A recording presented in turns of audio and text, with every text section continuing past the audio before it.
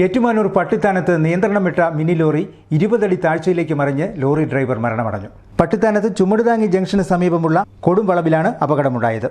തമിഴ്നാട് പൊള്ളാച്ചി സ്വദേശി പത്തീശ്വരൻ എന്ന 46-കാരനാണ് മരണമടഞ്ഞത്.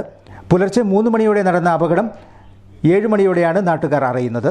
നാട്ടുകാർ കുറവലങ്ങാട് പോലീസ് സ്റ്റേഷനിൽ വിവരമറിയിച്ചതിനെ തുടർന്ന് സംഭവസ്ഥലത്തെത്തിയ പോലീസും ചേർന്ന് നടത്തിയ പരിശോധനകളിലാണ് ലോറിക്കുള്ളിൽ ഡ്രൈവറെ മരിച്ച നിലയിൽ കണ്ടെത്തിയത്. തമിഴ്നാട്ടിൽ നിന്നും തേങ്ങയുമായി എത്തിയ ലോറിയാണ് അപകടത്തിൽപ്പെട്ടത്. ക്രെയിൻ ഉപയോഗിച്ചാണ് ലോറി ഉയർത്തിയെടുത്തത്. മൃതദേഹം മെഡിക്കൽ കോളേജിലെ മോർച്ചറിയിൽ സൂക്ഷിച്ചിരിക്കുകയാണ്.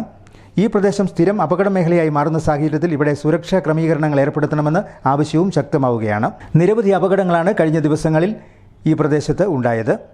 റോഡ് നിർമ്മാണത്തിലെ അശാസ്ത്രീയതയും അപകടങ്ങൾക്ക് കാരണമാവുന്നതായി ആക്ഷേപമുയരുന്നുണ്ട്. Star vision news, Ettumanoor.